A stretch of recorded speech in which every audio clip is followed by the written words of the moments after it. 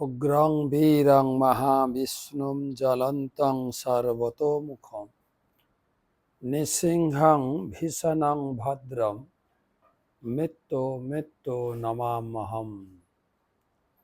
বন্দে অহম শ্রীগুরো শ্রীযুতপদকমলম শ্রীগুরুন বৈষ্ণবাংশ্চ শ্রীরূপম সাগ্রজাতম সহগণ রঘুনাথান্বিতম তং সজীবম সাদ্বৈতম সাবধূতম পরিজন সহিতম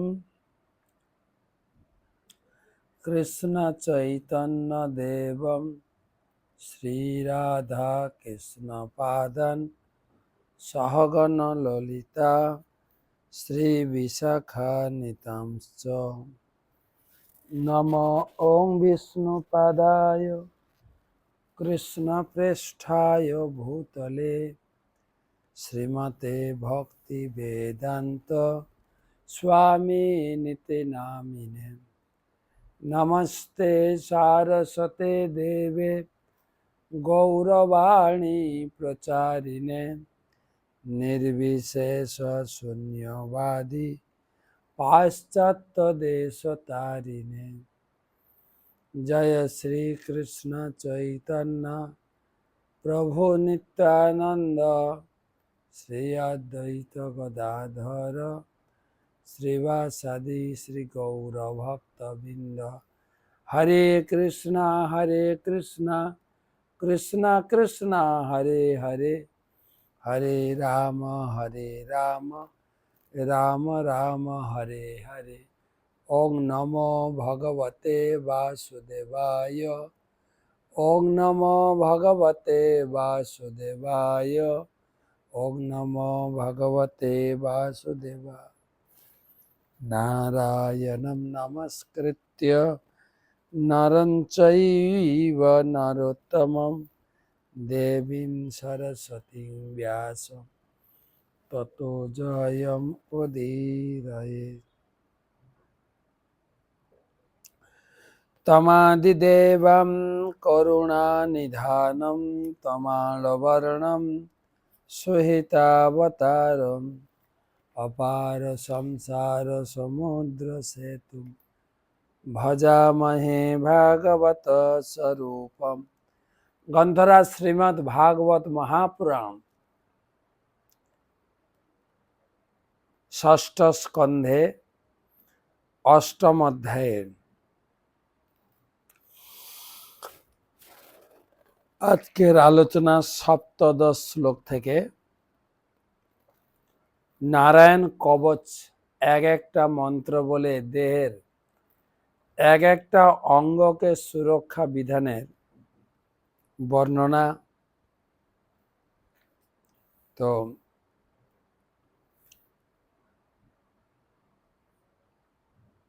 আজকে থেকে শুরু হয়ে গেছে নরসিংহ চতুর্দশী ব্রত। গতকালকে একাদশী করেছেন, মোহিনী একাদশী, অপূর্ব কথা শুনলেন। আজকে হচ্ছে নরসিংহ চতুর্দশীর, আজকে হচ্ছে, কালকে একাদশী গেছে, আজকে দ্বাদশী। সকাল থেকে চলছে যজ্ঞ, বিশাল আকারের। আপনারা তো মায়াপুর টিভিতে দেখেছেন, মহাসুদর্শন হোম যজ্ঞ, মহাসুদর্শন হোম। তো সেই যজ্ঞ সকাল 7টা থেকে প্রায় 10টা, 3 ঘন্টা ধরে বিভিন্ন প্রকার মন্ত্র, সুদর্শন মন্ত্র, তারপরে হচ্ছে পুরুষ সূক্ত মন্ত্র, তারপরে শ্রী সূক্ত মন্ত্র, লক্ষ্মী নারায়ণ স্তোত্র, বৈষ্ণব হোম, প্রায়শ্চিত্ত হোম, অনেক। তাতে ঘৃত আহুতি, তারপরে জপ তিল আহুতি, কর্পূর, পুষ্প, ধনুচি। আমি অর্পণ করছিলাম চরু, আর শুনেছি না চরু, যজ্ঞতে অর্পিত হয় চরু। কমপক্ষে তো বলা যায় 3 টিন ঘি, তার মানে 50 কিলো মতো ঘি যজ্ঞ হয়েছে। বিশাল যজ্ঞকুণ্ড করা হয়েছে। আমরা যজ্ঞকুণ্ডে শুধু যজ্ঞে আহুতি দেওয়ার জন্য ছিল 48 জন। 3 জন মহারাজ ছিলেন, 2 জন হবু মহারাজ ছিলেন, আর তো দর্শনার্থে তো কয়েক হাজার ছিল। সে সুদর্শন হোম যজ্ঞ নরসিংহদেবের একদম সামনে রাধা মাধব কোর্টইয়ার্ডে করা হলো। তারপরে নরসিংহ কথা, বিভিন্ন প্রকারের আলোচনা। তারপরে ছুটে ছুটে চলে এলাম কলকাতায়, না তারপরে রাজাপুর জগন্নাথ মন্দির, যেখানে পরম পূজ্য শ্রী শ্রীমৎ ভক্তি পুরুষোত্তম মহারাজের গতকালকে একাদশীতে জন্মতিথি পালন করা হয়েছে। আজকে জগন্নাথের কাছে অন্ন প্রসাদের মহোৎসব ছিল, সেটা করে আমরা চলে এলাম কলকাতায়। অনেক লোক অনেক কথা বলছেন, আমার ভোট হচ্ছে কলকাতায় কালকে। আমি আছি এই টালিগঞ্জ মদিয়ালি, যে আমাদের লেক এভিনিউ যে সেন্টার আছে, সেখানে আমি থাকি। এ ঘরের সামনেই আমার ভোট। সাধারণত ভোটের দিন সকালে এসে ভোট দিয়ে বাড়ি চলে যায়, মায়াপুরে ফিরে যায়। এবারে অনেক কানাফুসি কথা, আপনি ভোটের দিন যেতে পারবেন না, রাস্তায় অনেক চেকিং, তারপরে সেন্ট্রাল ফোর্স আছে, তারপরে অন্য পার্টির লোকেরা হামলা করতে পারে। তাই আজকে চলে এলাম, কলকাতা থেকেই আপনাদের সঙ্গে ক্লাস করছি। কালকে প্রথম দফা বলছি, মানে ভোটের বুথটা খুললেই প্রথমে ভোট দিয়ে মায়াপুরে ফিরে যাব। কেন মায়াপুরে কালকে নরসিংহ চতুর্দশীর দ্বিতীয় দিন। আজকে পরম পূজ্য ভক্তি পুরুষোত্তম মহারাজ ক্লাস দিলেন সকালে, আর আমরা যজ্ঞে ছিলাম, পরে ক্লাস শুনলাম। কালকে হয়তো ক্লাসটা ধরতে পারবো না, অনলাইনে শুনবো। কিন্তু দুপুরে মন্দির যখন বন্ধ হবে রাজভোগ আরতির পরে, নরসিংহদেব প্রায় সে 20 তারিখ থেকে আজ পর্যন্ত তিনি চন্দন মেখে বসে আছে। পুরো চন্দন তোলা হবে। চন্দন তোলার পরে বিভিন্ন প্রকার অত্যন্ত সুগন্ধি তৈল এবং দামি তৈল, কস্তুরী, পরাগ, কেশর, খুব দামি তেল, কয়েকশো লিটার তেল দিয়ে ভগবানকে অভিষেক হবে। ওটা আপনার দুপুর 1টা থেকে 4টে, 4:30 পর্যন্ত 2টো ভাগে অভিষেক হয়। একটা গুরু মহারাজের, তিনি নিজে হাতে, যদিও এবছর তিনি মায়াপুরে উপস্থিত নেই, প্রতি বছর নিজে হাতে বিভিন্ন প্রকার তেল ক্রয় করে, মিক্সচার করে, স্নান করে তিনি সেই তেল নিয়ে যাবেন। এবং সারা বছর এই যে তেল বোতলে করে সব জায়গায় বিতরণ করেন। এটা এক প্রকার হার্ব ঔষধি বলা হয়েছে। কেউ যদি এর ঘ্রাণ গ্রহণ করে, এটা নাভি থেকে উপর পর্যন্ত ব্যবহার করতে হয়, তার শরীরের যত প্রকার রোগ ব্যাধি কলুষতা থেকে মুক্ত হবে। আরেকটা পূজারি ডিপার্টমেন্ট থেকে করে, একটা গুরু মহারাজের একটা পূজারি, ওটা প্রায় 4টা, 4:30 পর্যন্ত। আর সেই তেল দিয়ে স্নান করানোর পরে ভগবানকে দেখতে কেমন লাগবে। কষ্টি পাথরের তৈরি, যখন এসব তেল দিয়ে মার্জনা করে স্নান করো, একদম চকচক ঝকঝক করবে ভগবান। তারপরে সন্ধ্যার সময় অধিবাস হবে। যে পরের দিন সকালে নরসিংহ চতুর্দশী ব্রত হবে, তার অধিবাসের পরে পরের দিন সকাল থেকে চলবে নরসিংহ চতুর্দশী ব্রত। আর প্রতিদিন বিকালে লাল গোবিন্দ প্রভু এসেছেন, তিনি নরসিংহ কথা শোনাচ্ছেন আজ থেকে। যদি আজকে তো কলকাতা চলে এসেছি, কালকে গিয়ে শুনব। একদম নরসিংহময়। প্রহ্লাদ মহারাজ যেরকম পুরো চিন্তা ভাবনাকে নরসিংহময় করেছিলেন, মায়াপুরেও তৈরি হয়েছে নরসিংহদেবের। অনেকে আমাকে প্রশ্ন করেছেন যে বাড়িতে আমরা নরসিংহ চতুর্দশী করব কি করে। স্থানীয় যদি মন্দির থাকে, আপনি মন্দিরে যাবেন, ইস্কন মন্দিরে। অ্যাকচুয়ালি ব্রত এরকম করা হয়, আগামীকাল মানে নরসিংহ চতুর্দশীর আগের দিন ত্রয়োদশী, কালকে যারা বৈষ্ণব ধর্ম গ্রহণ করেছেন সন্ধ্যার সময় হাতে জল নিয়ে সংকল্প করতে পারেন। আর না হলে পরের দিন সকালে মঙ্গল আরতির পরে সূর্যোদয়ের আগে সংকল্প করেন ওম তৎসতদ্য। এটা চলছে বৈশাখ মাসের শুক্লপক্ষে চতুর্দশী তিথৌ। হ্যাঁ, নাম গোত্র বলবেন, দিয়ে যদি আপনি দীক্ষিত হন অচ্যুত গোত্র বলে যে শ্রীকৃষ্ণ প্রীতিকাম অহম নরসিংহ চতুর্দশী ব্রত করিষ্যে। গুরু বৈষ্ণব এবং নরসিংহদেব কাছে প্রার্থনা করে যে আমি ব্রত যেন ভালো করে করতে পারি। সারাদিন উপবাস সন্ধ্যা পর্যন্ত, সূর্যাস্ত পর্যন্ত। কেননা নরসিংহদেব আবির্ভূত হয়েছিলেন গোধূলি লগ্নে, যেটা যেটা ব্রহ্মা হিরণ্যকশিপুকে বর দিয়েছিলেন যে দিনেও মারা যাবে না, রাত্রেও না। তাই দিন রাতের মাঝখানে সন্ধ্যা, তারপরে ঘরেও মারা যাবে না, বাইরেও না, তাই চৌকাঠে, মাটিতেও না, আকাশে, তাই ভগবানের কোলে নিয়ে মেরেছে।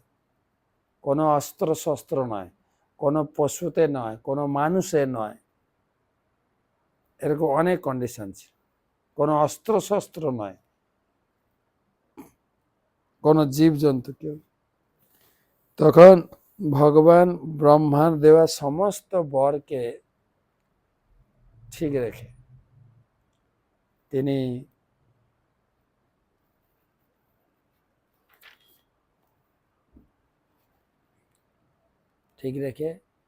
তিনি সন্ধ্যার সময় আবির্ভূত হয়েছে।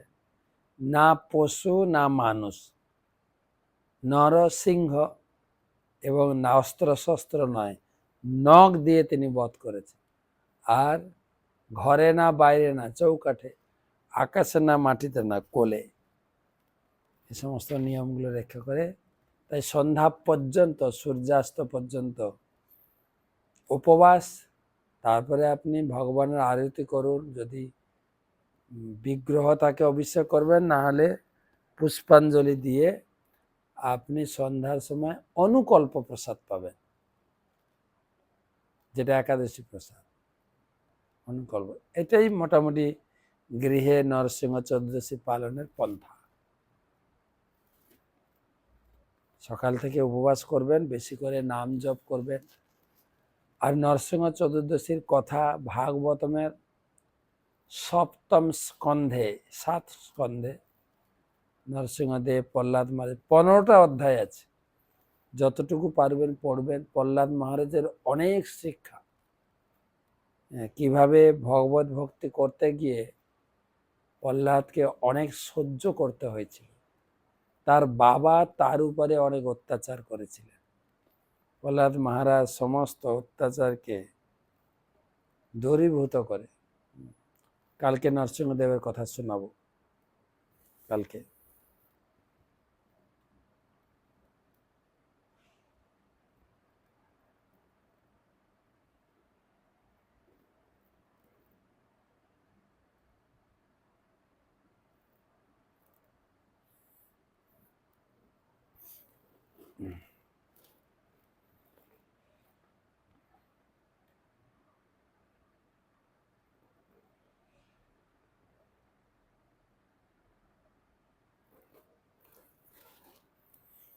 তারপরে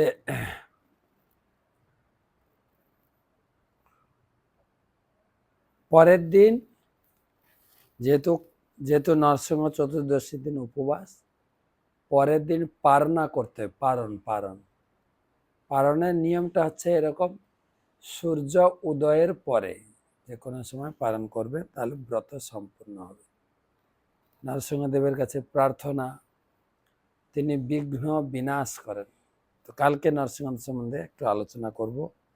যদি নরসিংহ চতুর্দশী সম্বন্ধে কারো কোনো প্রশ্ন থাকে, কিছু জানার থাকে, আমাকে হোয়াটসঅ্যাপে পাঠান, কালকে উত্তর দেব। আচ্ছা, আজকে যে ধারাবাহিক আলোচনা আছে সেটা পড়ি।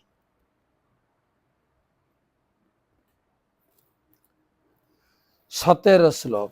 প্রথমে গুরুদেবের চরণে প্রণাম নিবেদন করে তার অহেতুকী কৃপা আশীর্বাদ প্রার্থনা করি। নমঃ বিষ্ণুপাদায় কৃষ্ণ প্রেষ্ঠায় ভূতলে শ্রীমতে জয় পতাকা স্বামী নীতি নামিনে। নম আচার্য পাদায় নিতাই কৃপা প্রদায়িনে গৌর কথা ধামদায়। শ্লোক 17 সপ্তদশ। সনাত কুমার অবতু কামদেবা হয় শীর্ষা মাংপতি দেব হেলনাথ দেবর্ষি বর্ষ পুরুষার্চনান্তরাত কুর্ম হরির্মাম নিরয়াদ শেষাৎ। সনত কুমার বতু কামদেবা হয় শীর্ষ মাংপতি দেব হেলনাথ দেবর্ষি বর্জ পুরুষার্চনান্তরাত কুর্ম হরির্মাম নিরয়াদ শেষাৎ। ভগবান সনত কুমার আমাকে কাম বাসনা থেকে রক্ষা করুন। ভগবান হয়গ্রীব আমাকে ভগবানের শ্রীবিগ্রহের প্রতি শ্রদ্ধা প্রদর্শনে অবহেলাজনিত অপরাধ থেকে রক্ষা করুন। দেবর্ষি নারদ আমাকে শ্রীবিগ্রহের অর্চনার অপরাধ থেকে রক্ষা করুন। এবং কুর্মরূপী ভগবান আমাকে অশেষ নরক যন্ত্রণা থেকে রক্ষা করুন। একজন প্রশ্ন করছেন, মহারাজ আপনার ক্লাস শুনলাম, জনার্দন এটা বুঝি নাই যে ভগবান বিষ্ণুর বিভিন্ন অবতারের, কুর্ম অবতার, জনার্দন অবতার, না বোঝার কিছু। জনার্দন মানে ভগবান যেহেতু সকলের হৃদয়ের ভাব জানেন, সেই জন্য তাকে বলে ভাবগ্রাহী জনার্দন। ভগবানের এক ভগবান, যেরকম কৃষ্ণের নাম দামোদর, কৃষ্ণের নাম যশোদানন্দন, কৃষ্ণের নাম মাখন চোর, কৃষ্ণের নাম মধুসূদন, কৃষ্ণের নাম গোপীনাথ। হ্যাঁ, তা আমি বলবো মাখন চোরটা বুঝে, একই কৃষ্ণ, তার এক একটা কার্যকলাপের জন্য এক একটা নামে তাকে প্রসিদ্ধ। তো এখানে এই শ্লোকে বলা হয়েছে কাম বাসনা থেকে মুক্ত হওয়ার জন্য সনত কুমার, চতুর্কুমার আছে, সনক, সনন্দ, সনত কুমার, সনাতন। তাদের মধ্যে সনত কুমারের নাম প্রসিদ্ধ, বেশি বেশি শোনা যায় সনত কুমার। কাম বাসনা থেকে মুক্ত করবেন। এই জগতে ভগবান প্রথমে ব্রহ্মাকে সৃষ্টি করলেন। ব্রহ্মা যখন দায়িত্ব পেলেন সৃষ্টি, ব্রহ্মা প্রথমে সৃষ্টি করলেন চতুর্কুমারকে। এই চতুর্কুমারের মধ্যে সনত কুমার, তাই চতুর্কুমারকেও অবতার বলা হয় ভগবান। তো সনত কুমার তিনি কাম বাসনা থেকে আমাকে মুক্ত করবেন। যখন ব্রহ্মা সেই চতুর্কুমারকে বললেন তোমরা তপস্যা করে আমাকে সৃষ্টি কার্যে সাহায্য করো, সেই চতুর্কুমার তখন পিতা ব্রহ্মার সেই আদেশকে প্রত্যাখ্যান করেছিল। বলছে না, আমরা সংসার ধর্মে প্রবেশ করব না, আমরা ভগবানের ধ্যানে নিজের জীবনকে উৎসর্গ করব, সমস্ত প্রকার কামনা বাসনা থেকে মুক্ত হয়ে গেছে। সেই সনত কুমারকে স্মরণ করলে কাম বাসনা থেকে মুক্ত হওয়া যায়। হয়গ্রীব ভগবান, হয়গ্রীব ভগবানের অবতার, বিগ্রহের প্রতি শ্রদ্ধা প্রদর্শনে অবহেলাজনিত অপরাধ। তারপরে বলেছেন, দেবর্ষি নারদ আমাকে সেই বিগ্রহের অর্চনার অপরাধ থেকে রক্ষা করো। বিগ্রহ অর্চনার জন্য একটা আমরা বই অনুসরণ করি, যেটার নাম আছে নারদ পঞ্চরাত্র। নারদ পঞ্চরাত্র মানে বলা হয়েছে ভগবান নারায়ণ স্বয়ং নারদকে 5 রাত্রিতে সেই বদ্রীনাথে সে কুণ্ড আছে, নারদ কুণ্ড, যেখানে ভগবান বিষ্ণু স্বয়ং নারদকে ভগবানকে পূজার বিধান, কিভাবে ভগবানকে পূজা করবেন, এবং প্রত্যেকটা যেরকম ভগবানকে সকালে জাগরণ করার মন্ত্র, ভগবানকে আরতি করার জন্য ধূপ দীপ অর্ঘ্য জল, তারপরে বস্ত্র পুষ্প চামর ময়ূর পাখা, এগুলোর পিছনে যুক্তি এবং সায়েন্টিফিক ব্যাখ্যা ভগবান বিষ্ণু স্বয়ং নারদকে শিখিয়েছেন 5 রাত্রিতে। সে বইয়ের নাম হচ্ছে নারদ পঞ্চরাত্র, এরকম বড় বই। পূজার সমস্ত বিধান, মন্ত্র এবং মুদ্রা, মুদ্রা বুঝেন, যেরকম ভগবানকে প্রণাম করবেন এটাকে বলে প্রণাম মুদ্রা, ভগবানকে আহ্বান করার মুদ্রা, একটা মুদ্রা, যেটাকে ইংরেজিতে বলে বডি ল্যাঙ্গুয়েজ। যেরকম আপনাকে নমস্কার জানায়, এটা একটা মুখে বলা হবে, কি বডি ল্যাঙ্গুয়েজ মানে নমস্কার দাদা, ঠিক আছে। তো একটা মুদ্রা দ্বারা ভগবানকে আহ্বান করা, এবং কোনটা কতবার ভগবানকে আমরা ঘোরাবো বা প্রদর্শন করাবো সে সমস্ত বিস্তারিত, এবং প্রত্যেকটার পিছনে এক একটা করে মন্ত্র জোড়া হয়েছে। ভগবানের মন্দিরে প্রবেশ করতে গেলে এই মন্ত্রটা আপনাকে বলতেই হবে। না হং বিপ্র ন চ নরপতি না অপি বৈশ্য ন শূদ্র না হং বর্ণী না হং বর্ণী ন গৃহপতি ন বনস্থ জ্যোতির্বা কিন্তু প্রদ্য নিখিল পরমানন্দ পূর্ণ মৃতাব্ধে গোপী ভর্তু পদ কমল দাস দাসানুদাস। প্রথমে মন্দিরে ঢুকতে গেলে, তারপরে কিভাবে প্রণাম করো, সব বিস্তারিত বর্ণনা। আমাদের এই বইটার উপরে মায়াপুরে 3 মাসের সেমিনার করায়, বাংলাতে ইংরেজিতে, যে যে ভাষার লোক, সুদক্ষ ব্রাহ্মণ পূজারী রয়েছেন। আমাদের ইন্টারন্যাশনাল পূজারী গুরুদেব পরম পূজ্য শ্রী শ্রীপাদ জননিবাস প্রভু এবং শ্রীপাদ পঙ্কজাঙ্গির প্রভু, তারা শেখান কিভাবে ভগবানকে জাগরণ করাতে হবে, মনোভাবনা কেমন থাকবে, এবং ভগবানকে সাজাতে পাগড়ি লাগাবেন আপনি, বিভিন্ন প্রকার পিন আছে, পিন দিয়ে সাজাতে হবে। কিন্তু একটা পিন যদি ফুটাতে গিয়ে ভগবানের শরীরে স্পর্শ করে যায়, আপনি ফেল, তাই না? আপনার মাথায় পাগড়ি পরাতে গিয়ে সেপ্টেমিন মারতে গিয়ে যদি মাথায় লেগে যায়, রক্ত বেরোবে, সেরকম অপরাধ। অপরাধ সেজন্য কি বলছেন, বিগ্রহ সেবা করার অপরাধ থেকে সাবধান থাকতে। তো নারদ পঞ্চরাত্র গ্রন্থ, বা বাংলায় আরো বলা হয় অর্চন পদ্ধতি। ভগবানকে কিভাবে ড্রেসিং করব, কি মনোভাব নিয়ে রান্না করতে হবে, এবং ভোগ কিভাবে সাজাবেন শিখতে হবে, কার পরে কোনটা। তো সেগুলো নারদ দেবর্ষি বর্জ, নারদ মুনির কাছ থেকে না।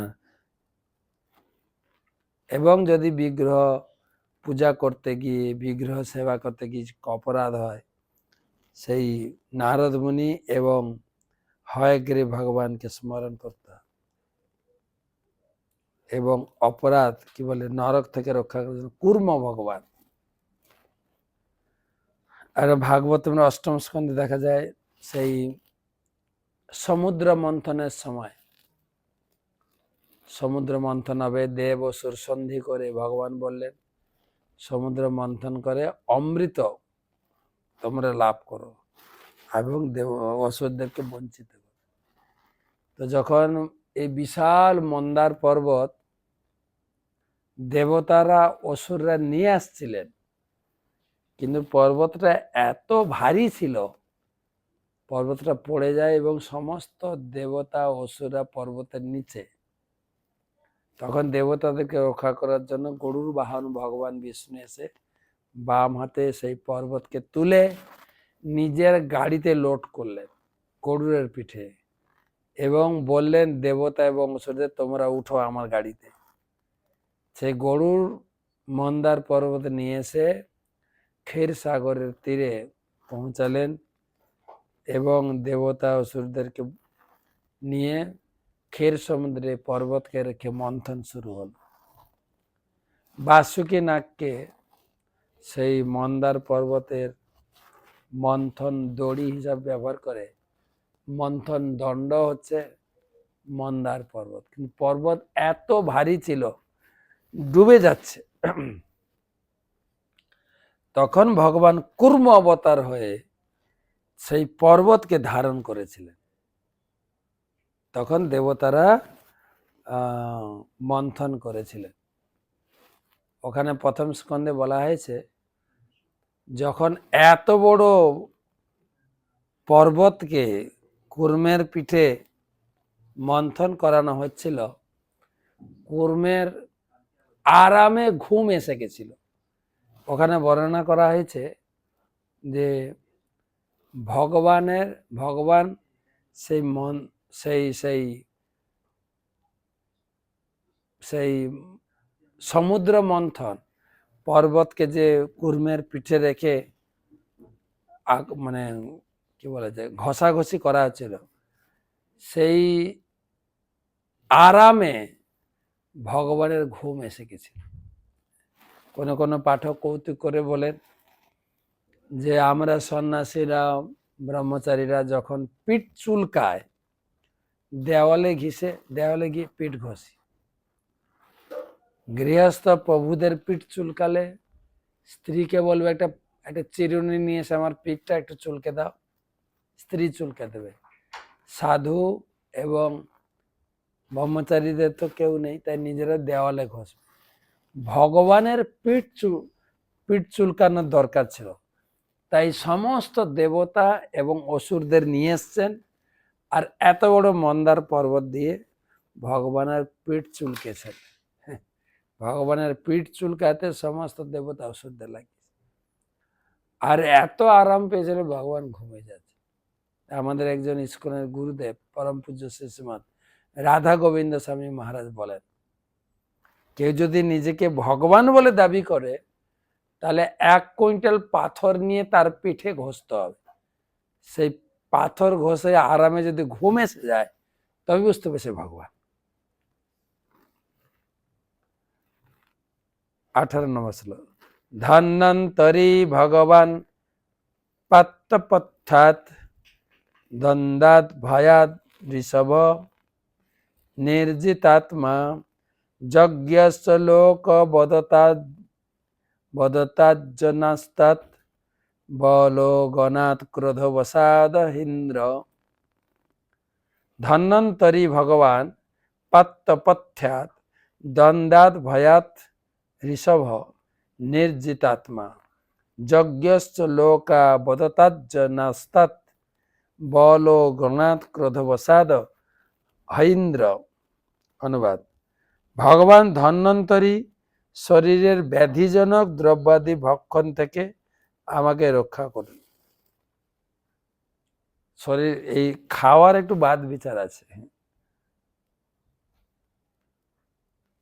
কোন খাবারে ব্যাধি হয়, কোন খাবারে ব্যাধি থেকে নির্মুক্ত হওয়া যায়, যেটাকে ডাক্তাররা বলে ডায়েটিং। কোন কোন খাবার তোমার শরীরের পক্ষে ভালো। তো এখানে বলছেন এমন কিছু খাবার খেলে ব্যাধি তৈরি হয়, সেগুলো থেকে মুক্ত হওয়ার জন্য ধন্বন্তরী ভগবান, সেও সমুদ্র মন্থনের সঙ্গে ধন্বন্তরী অবতারে আবির্ভাব ঘটেছিল। অন্তরেন্দ্রিয় বহিরেন্দ্রিয় বিজয়ী ঋষভদেব আমাকে শীত উষ্ণাদি দ্বৈতভাব জনিত ভয় থেকে রক্ষা করুন। ভগবান যজ্ঞ আমাকে লোকের অপবাদ থেকে রক্ষা করুন। যজ্ঞ ভগবানের অবতার। আকতি এবং রুচি প্রজাপতির মিলন থেকে যজ্ঞ ভগবানের আবির্ভাব হয়েছে। শেষ রূপী ভগবান বলরাম আমাকে ক্রোধান্ধ সর্পদের থেকে রক্ষা করে। ক্রোধ একটা সর্পের মতো, ক্রোধ থেকে মুক্ত করার জন্য বলরামের কাছে প্রার্থনা করতে হবে, নিত্যানন্দ প্রভুর কাছে প্রার্থনা করতে হবে। অক্রোধ নিত্যানন্দ, অক্রোধ পরমানন্দ নিত্যানন্দ রায়।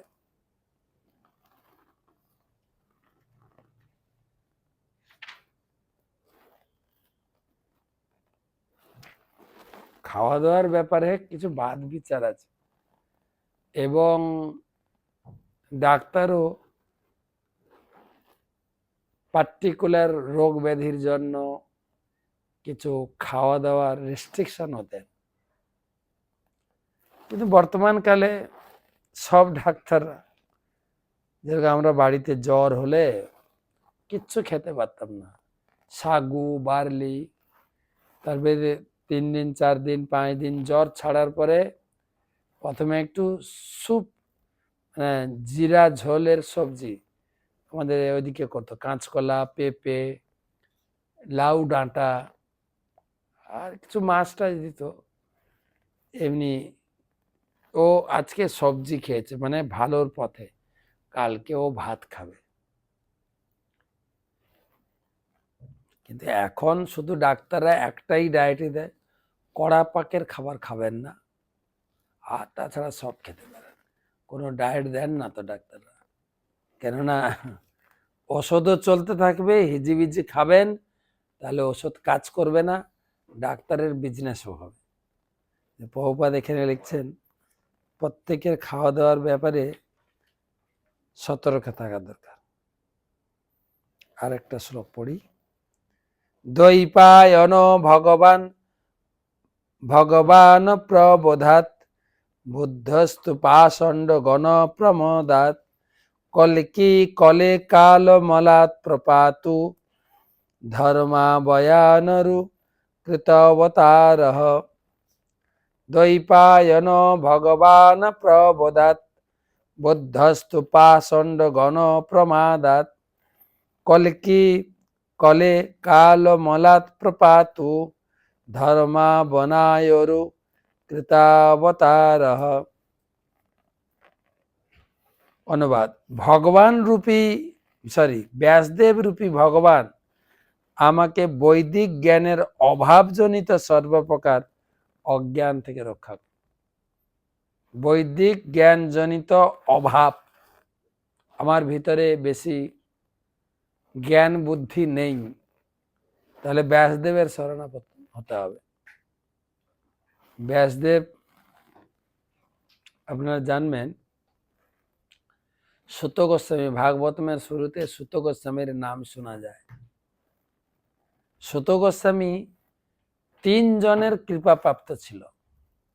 সুত গোস্বামীর বাবা রোমহর্ষণ ঋষি, তিনি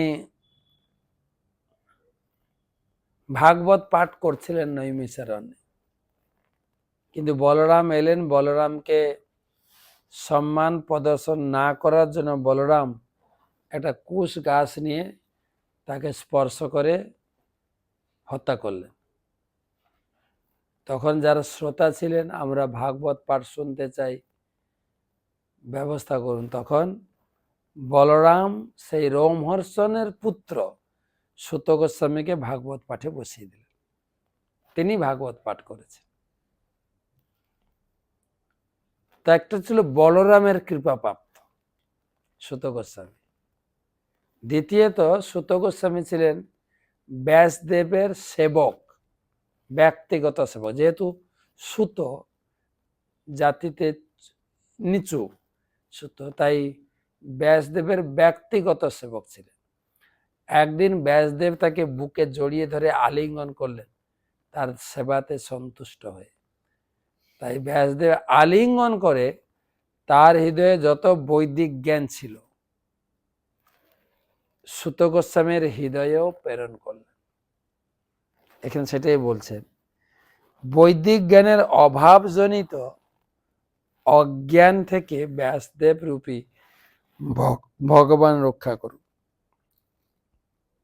ব্যাসদেবকে স্মরণ করলে বৈদিক জ্ঞানের অভাব থেকে মুক্ত হওয়া যায়। ভগবান বুদ্ধদেব আমাকে বেদ বিরুদ্ধ আচরণ, কিছু কিছু আচরণ হয়ে যায় বেদ বিরুদ্ধ, গুরুজনদের সম্মান না দেওয়া, আরো কিছু বেদ বিরুদ্ধ আচরণ,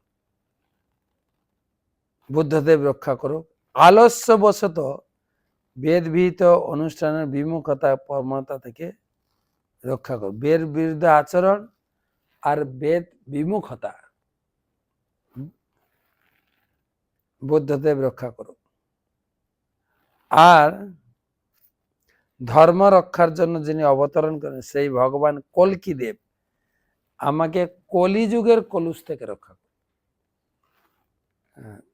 প্রথম স্কন্ধের শুরুতে সেখানে বলা হয়েছে কল্কি কলিযুগের শেষে তিনি আবির্ভূত হবেন, কল্কি ভগবান, এবং এসে পুরো কলিযুগকে শেষ করে তিনি সত্য যুগের সূচনা করবেন। সেই কলিযুগের প্রভাব থেকে মুক্ত হওয়ার জন্য কল্কি অবতারের শরণাপন্ন। মোটামুটি সব ক্ষেত্রেই বলা হয়েছে সুখে দুঃখে সব সময় ভগবানকে স্মরণ করুন। এটাই ছিল এই নারায়ণ কবচের দ্বারা, মন্ত্রের দ্বারা তিনি বিশ্বরূপ ইন্দ্রদেবকে সুরক্ষিত করেছিলেন সব দিক থেকে, যার ফলে এই মন্ত্রের সুরক্ষায় তিনি সমস্ত অসুরদের থেকে নিজেকে সুরক্ষিত করতে পেরেছিলেন। তো আরো কয়টা শ্লোক আছে আমরা পড়ব ধারাবাহিক। তবে কালকে নরসিংহ চতুর্দশীর নরসিংহদেবের আবির্ভাব সম্বন্ধে যা এতদিন ধরে ক্লাসে শুনছি কালকে আলোচনা করব। আর একবার বলে রাখছি, বাড়িতে কিভাবে নরসিংহ চতুর্দশী করবেন সে বিষয়ে কিছু যদি জানতে চান, যেহেতু আমাদের টক শোটা করা সম্ভব হয়নি, আমি তো প্রচুর পরিমাণে ট্রাভেলিং করছি, তারপরে দলের পরে পরে আমাদের যে স্টুডিওতে ক্যামেরা সব ব্যস্ত, খালি ছিল না, সেই জন্য প্রায় 2 মাস ধরে আমাদের টক শো বন্ধ আছে। তবে আপনারা যারা নিয়মিত ক্লাস শুনছেন, বাড়িতে নরসিংহ চতুর্দশী ব্রত করতে গিয়ে যদি কিছু জানার প্রয়োজন হয় আপনারা হোয়াটসঅ্যাপে প্রশ্ন লিখবেন। কালকে নরসিংহদেবের চতুর্দশীর কথা আলোচনা করব এবং সেই সঙ্গে আপনাদের জানার বিষয়গুলি উত্তরের মাধ্যমে পরিষ্কার করে দেব। তো আজকে এই পর্যন্ত রাখি। আমরা পড়লাম 17, 18, 19 কাম বাসনা থেকে রক্ষা করার জন্য সনত কুমার, বিগ্রহের প্রতি অবহেলাজনিত অপরাধ থেকে হয়গ্রীব, বিগ্রহ অর্চনার অপরাধ থেকে দেবর্ষি নারদ, নরক থেকে রক্ষা করবেন কুর্মদেব, ধন্বন্তরী ভগবান শরীরের ব্যাধি থেকে রক্ষা করবেন, এবং ঋষভদেব বিভিন্ন প্রকার দৈত্য ভাব জনিত আর যজ্ঞ বিভিন্ন প্রকার অপবাদ শেষরূপী ভগবান বলরাম ক্রোধ থেকে রক্ষা করবেন। ক্রোধ একটা সর্পের মতো। তবে চাণক্য পণ্ডিত বলেছেন যে সর্প ক্রূর খল ক্রূর, খল সর্পাত কুরতর, মন্ত্র ঔষধি বস সর্প, খল কেন নির্বাচিত, খল ব্যক্তি সর্পের থেকেও আরো ডেঞ্জার। তারপর 19 শ্লোকে বললেন বৈদিক জ্ঞানের অভাবজনিত দোষ থেকে ব্যাসদেব রক্ষা করুন, বেদ বিরুদ্ধ আচরণ থেকে বুদ্ধদেব রক্ষা করুক, এবং ধর্ম রক্ষা থেকে আমাদের কল্কি দেব রক্ষা করুন। এই পর্যন্ত পড়লাম। কালকে বাদ দিয়ে পরশুদিন তো বৃহস্পতিবার চৈতন্য সুধা মাধুরী, যেটা আমাদের চন্দন যাত্রা সিরিজ চলছে, ওটা বলবো। তারপর শুক্রবার আবার এই 20 শ্লোক থেকে আমরা আলোচনা করব। শুভরাত্রি।